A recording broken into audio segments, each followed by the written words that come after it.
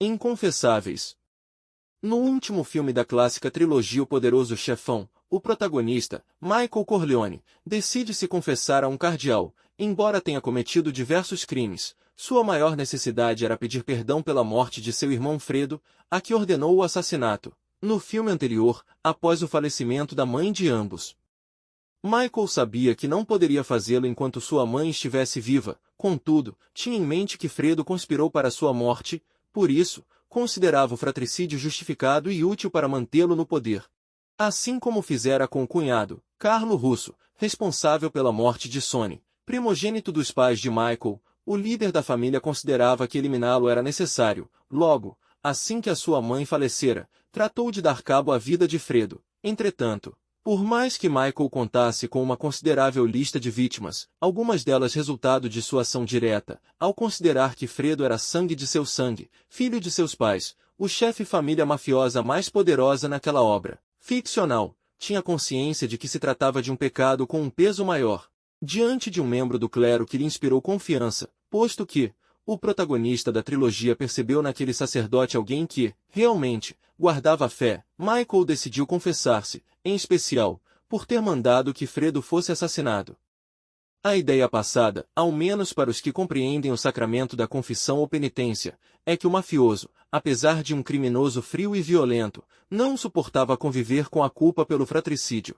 Para alguém acometido pelo relativismo moral, como é o caso dos revolucionários, é impossível compreender o significado da confissão, uma vez que, ao ser arregimentado entre as diversas hordas que marcham conforme o bumbo da elite revolucionária, far-se-á necessário renunciar à realidade. Por isso, o mote mais usual entre tais grupos seja a falácia de que a verdade é relativa, sendo, portanto, condicionada pelo ponto de vista. Logo, é preciso constatar que todo revolucionário é um relativista. Posto que, buscando impor sua visão descolada da realidade, o que é proposital, em se tratando dos líderes, ou por ignorância, quando nas camadas mais baixas, confundindo a realidade com o ponto de vista, tornando-se incapaz de assumir que espia os fatos pelo ângulo que melhor se adequar à sua intenta. Naquela máxima que um 6 pode ser um 9, a depender do ângulo pelo qual observa, o relativista verá um número que lhe for mais conveniente. Por isso, o apego às estatísticas que sirvam ao seu desejo, desprezando, despudoradamente, quaisquer outras que apontem algo que os contradigam. Para um revolucionário, a mentira será a alternativa ao arrependimento, transferindo a responsabilidade para outros indivíduos ou fatores fora de seu controle. A confissão tem como elementos essenciais o reconhecimento da culpa e o arrependimento pela transgressão. Por isso, aquele que a faz precisa assumir sua fraqueza, seu erro, e buscar o perdão, não por uma conveniência social, mas pelo real arrependimento diante do mal que causará. Para alguém que acredita serem a moral e a fé voláteis conforme sua consciência, não há necessidade em admitir um erro e buscar o perdão, exceto se isso tiver o fim específico, como evitar a rejeição ou as consequências de seus atos, como aquela figura que, flagrada desviando, vai a público expor, através de um discurso nitidamente artificial, uma espécie de arrependimento, quando, nitidamente, busca conciliar-se com aqueles aos quais acredita podem o prejudicar. Na pele de Michael Corleone, um relativista simplesmente limitar-se-ia a culpar Fredo, que de fato conspirou para matar o irmão, evitando assim assumir a culpa ou suplicar pelo perdão do cardeal. A degradação moral faz do arrependimento uma mera sinalização de virtude encenada, de maneira que a confissão, aos moldes do catolicismo, jamais faria sentido, pois não goza do caráter publicitário de um pedido de desculpas em uma rede social. Ao sacerdote é vedado expor aquilo que se diz no âmbito da confissão, uma proibição acolhida mesmo no ordenamento jurídico pátrio que, ao menos por enquanto, garante àquele que se confessa o sigilo daquilo que é falado quando da confissão e protege o sacerdote contra roubos autoritários que tentem o dissuadir a revelar algo que tomara ciência na qualidade de confessor. Permitir que qualquer que seja a autoridade tenha meios para constranger o sacerdote e expor o teor de uma confissão feriria de morte o sacramento, haja vista que abalaria a relação de confiança entre o fiel e a Igreja. Por isso, não se pode descartar que, sob a alegação do Estado laico, relegue-se a um status de insignificância os sacramentos, retirando tal proteção no âmbito do direito pátrio. Imperioso lembrar o sigilo também se aplica a profissionais como advogados e psicólogos, todavia, em que pese não sejam alcançados pelo argumento da laicidade estatal, Podemos imaginar que um relativista poderia suprimir prerrogativas de advogados quanto ao sigilo, uma vez que admitem outras tantas violações à categoria, bem como aos psicólogos em nome da defesa de um bem maior, como no caso de perseguição dos profissionais que defendiam aquilo que apelidaram de cura gay, e, por final, temos os médicos, que foram abertamente perseguidos por se oporem às medidas translocadas durante o episódio de experimento coletivo da pandemia recente, além daqueles que defenderam o chamado tratamento precoce ou alertaram para o risco irrestrito da tecnologia experimental denominada terapia gênica. Na prática, em se tratando de relativistas, figuras que lutam até mesmo contra a natureza, todo tipo de loucura pode ser o próximo passo. Entretanto, considerando que violações das mais diversas são, na mente revolucionária, justificadas em busca do poder, esperar que destruam um sacramento em nome de sua doentia busca pela utopia é o mínimo que podemos fazer. Ao menos no Ocidente, proteger a confissão, bem como os profissionais supracitados, faz parte da confiança entre aquele que confessa e o que tem o dever de não divulgar aquilo que conheceu em razão de seu ofício. O sacramento da confissão deve ser protegido e aquilo que os revolucionários chamam de Estado laico é, na verdade, um Estado que busca destruir a religião basilar da sociedade ocidental, portanto, o cristianismo, com um foco especial no catolicismo. Por isso, qualquer declaração de ódio em relação aos cristãos é solenemente ignorada por autoridades que fingem que só algumas religiões podem ser protegidas, com o mesmo pretexto fajuto de quem busca, incessantemente, criminalizar o racismo de forma unilateral, tão somente para atiçar conflitos raciais e a ideia de que um determinado secto merece privilégios em troca de sua total vassalagem aos poderosos. Se, por um lado, o revolucionário despreza a Igreja Católica, jurando destruí-la ou se infiltrando para corroê-la, por outro, é incapaz de reconhecer a importância da confissão como autoexame da própria natureza falha do homem e,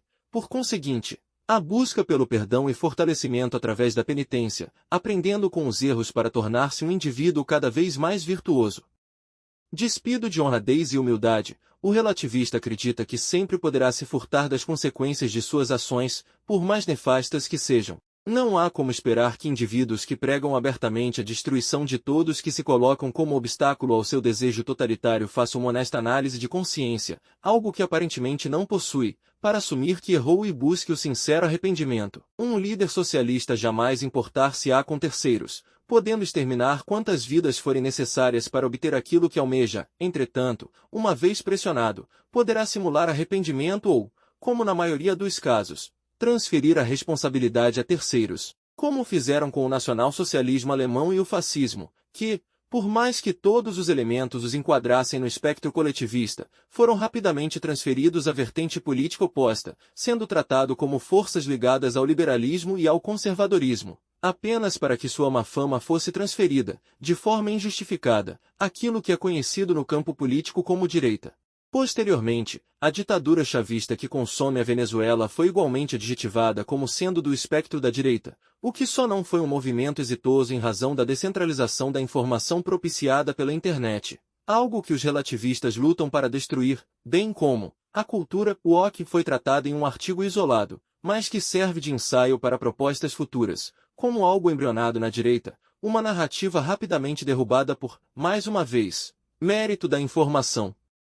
descentralizada. É praticamente impossível imaginar quantas atrocidades os revolucionários encobriram antes do advento da internet, lembrando que tais figuras abjetas negam o Holodomor com todas as forças. A negação tem duas razões em especial e a primeira, como podemos facilmente imaginar, é a ausência de arrependimento por parte daqueles que consideram a moral como relativa e a segunda, a incapacidade de assumir seus erros e enfrentar as consequências deles, buscando, para se eximir das responsabilidades, negar ou omitir suas falhas ou torpeza, o que, de fato, é inútil, dado que a realidade, cedo ou tarde, bater à porta. Quando confrontado pela verdade, restará ao revolucionário o suicídio, a negação ou o sacrifício da parte que considere menos essencial. Entretanto, nunca confessará seus crimes, pois o arrependimento não é uma qualidade do psicopata ou daqueles que o seguem. Por isso, a moral do relativista é nula, haja vista que precisa conduzir seus seguidores ao abismo se necessário ou, quando nas camadas inferiores, jurar vassalagem doentia em troca de migalhas. Um membro do Tribunal do Povo Alemão ou oficial de alta patente da Schutzstaffel poderia seguir o destino do Führer, insistir que fizeram um bem à humanidade em sua busca pela raça ariana ou, simplesmente, apontar parte do grupo como um boi de piranha, que se sacrifica pelos demais, para se furtar das consequências de seus atos, porém, não confessariam seus crimes atrozes salvo se isso fosse o meio ofertado para escapar de uma punição mais grave. Não se pode esperar menos de todos os líderes tiranos que hoje ocupam posições de poder, mas temem, um dia, serem confrontados e responsabilizados pelos males que causam. O exemplo da ditadura venezuelana, que insiste em se manter apesar da flagrante derrota no processo eleitoral, uma vez que lá é possível auditar os votos individualmente, evidencia que o revolucionário se apega ao poder, justamente, para não enfrentar as consequências de suas ações, negando abertamente sua perda de legitimidade, se é que em algum momento foi legítimo, para garantir sua impunidade. Maduro, sabendo ser um tirano fora de controle, se mantém no poder pela força para não ser responsabilizado pelos males que causará, esperando morrer na cadeira do Miraflores, como seu antecessor, Hugo Chávez, fizera, por não acreditar em algo maior, uma justiça divina ou o dever de fazer algo pelo próximo. Maduro almeja o destino de despotas que morreram no poder, como Lenin, Stalin, Mao, Fidel e outros tantos seres que jamais se confessariam, por serem orgulhosos demais para submeterem-se a Deus. Adolf Hitler preferiu o suicídio diante da condenação e, no Brasil, temos o exemplo de Getúlio Vargas, que também preferiu a condenação eterna daquele que não se arrepende, alegando que deixava a vida para entrar para a história, quando na verdade, tentava encobrir sua natureza pútrida com um ato que imitava o martírio. Igualmente, os revolucionários que hoje ocupam tronos dos mais diversos, como o próprio Maduro e o ditador nicaragüense Ortega, insistem em negar sua culpa, posto que, nada mais são do que líderes desprovidos de consciência, dispostos a solapar qualquer um que os desafiem ou, simplesmente, os incomodem. No recente episódio de arroubos totalitários durante a pandemia sanitária, diversos exemplos de abusos poderiam ser citados. Entretanto, seus artífices buscam, de todos os meios, evitar a responsabilização pelos males que causaram, não confessando que aplicaram medidas descabidas, como soldar portas de empreendimentos comerciais, lacrar gondolas de supermercado e até toques de recolher, sem quaisquer justificativas, posto que, restará nítido o dever de reparar os prejuízos que causaram. Houve ainda aqueles que lutaram contra o chamado tratamento precoce, perseguindo qualquer um que ousasse pregar em defesa de tais medicamentos, mesmo em se tratando de profissionais da saúde, todavia, negam abertamente qualquer responsabilidade.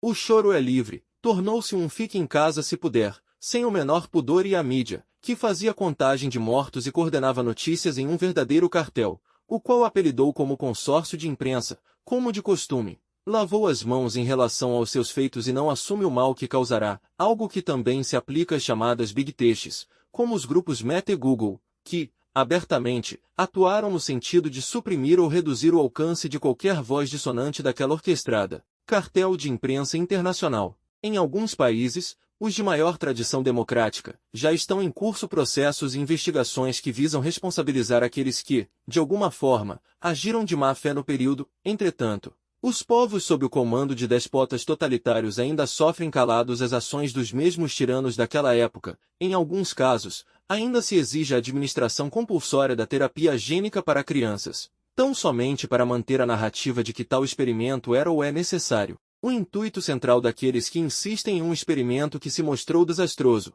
seja pelos diversos casos de efeitos colaterais devastadores ou pela necessidade em doses subsequentes não previstas, parece ser, não a busca pela imunização, mas a preservação das autoridades que insistem em não confessar as atrocidades que conscientemente, ou não, colocaram em prática. Outra forma de não confessar suas ações é a judicialização da política, em que grupos menores passam a governar em uma espécie de sociedade com o poder judiciário, que por não se colocar ao escrutínio do povo, não sofre consequências de suas decisões, ao menos diretamente, podendo assim, tocar os rumos da política ao seu bel prazer sem que sofra um revés nas urnas.